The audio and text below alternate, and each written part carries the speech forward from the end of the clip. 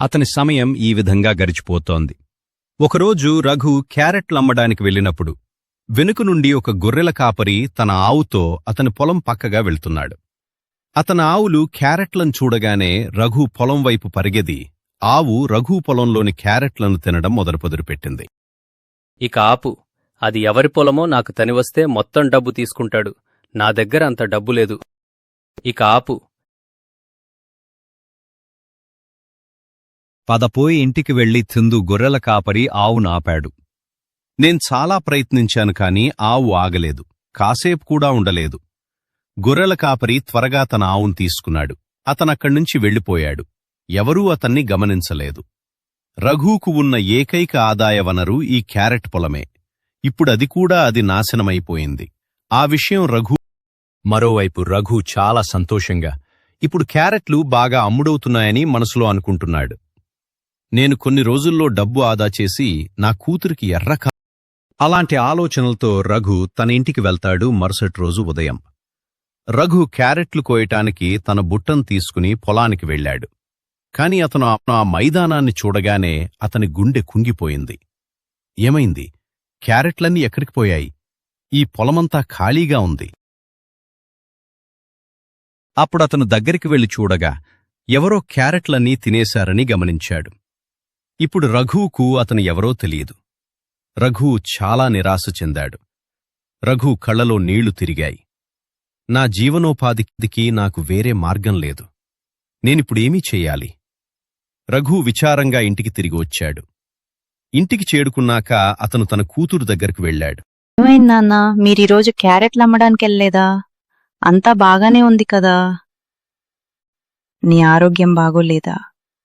నీ ఆరోగ్యం బాగుంది నాయనా, కాని నీ అదృష్టం బాగాలేదు. నేను మైదానానికి వెళ్ళినప్పుడు మైదానమంతా ఖాళీగా ఉండటం చూశాను. నా క్యారెట్లన్నీ ఎవరు తినేశారో నాకు తెలియదు. నేను చుట్టుపక్కల వాళ్లను కూడా అడిగాను కాని ఈ విషయం ఎవరికీ తెలియదు. నేనిప్పుడు ఏమీ చేయాలి? నాకు ఏమీ అర్థం కావడం లేదు. మళ్లీ క్యారెట్లు నాటితే దానికి 3 నుండి 4 నెలల సమయం పడుతుంది. ఈ సమయంలో మనం ఏం చేయాలి? ఇంటి ఖర్చులను ఎలా నిర్వహించుకోవాలి? ఈ ఆందోళన నన్ను కలవరపెడుతోంది. ఆందోళన పడకండి. నేనిప్పటికీ అనారోగ్యంతో ఉన్నాను. మీరింతగా ఆందోళన పడితే మీ ఆరోగ్యం కూడా క్షీణిస్తుంది. మీరు చెయ్యాల్సిందేమిటంటే కొత్త క్యారెట్లు పెరిగే వరకు గ్రామంలోనే ఏదైనా పని వెతుక్కోవాలి. మీరు చెప్పింది నిజమే.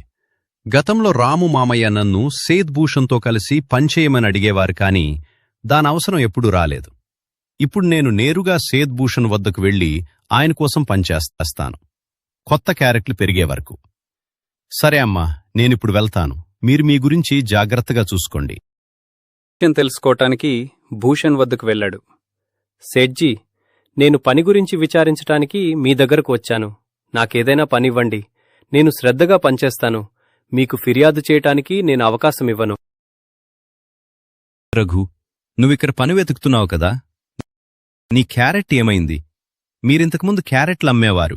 మరి ఈరోజు అకస్మాత్తుగా ఇక్కడేమైంది? అంతా బాగానే ఉంది కదా? రఘు ఆ విషయమంతా సేత్ భూషణ్కు చెప్పాడు. మీ అదృష్టం నిజంగా చాలా చెడ్డది. కేవలం 2 రోజుల క్రితం నాకు ఒక పనిమనిషి అవసరమైంది. కాని ఆమె నిన్ననే వచ్చింది. ఇప్పుడు నాకు వేరే ఏ పురుషుడు అవసరం లేదు. అయితే అవును, నాకు అవసరమైతే మీకు తప్పకుండా చెబుతాను. సేట్జీ, నేను మీ వద్దకు ఎంతో ఆశతో వచ్చాను. ఏదైనా చిన్న పని ఇవ్వండి. నా రోజువారీ వేతనాన్ని తగ్గించుకోండి. నేను ఏమీ చేయను. హే రఘు, ఇప్పుడు పనేమీ లేదు. నిన్ను వెళ్ళమని చెప్పాను. పని పూర్తయినప్పుడు నీకు చెప్తాను. సేత్ భూషణ్ రఘుకు ఏ పని ఇవ్వలేదు. అతను ఇంటికి తిరిగి వెళ్లకుండా గ్రామంలోని కొంతమందికి ముందు వెనుకగా వెళ్తాడు. నేను పనికోసం వెతుకుతూనే ఉన్నాను కాని ఎవరి దగ్గరా పని దొరకలేదు.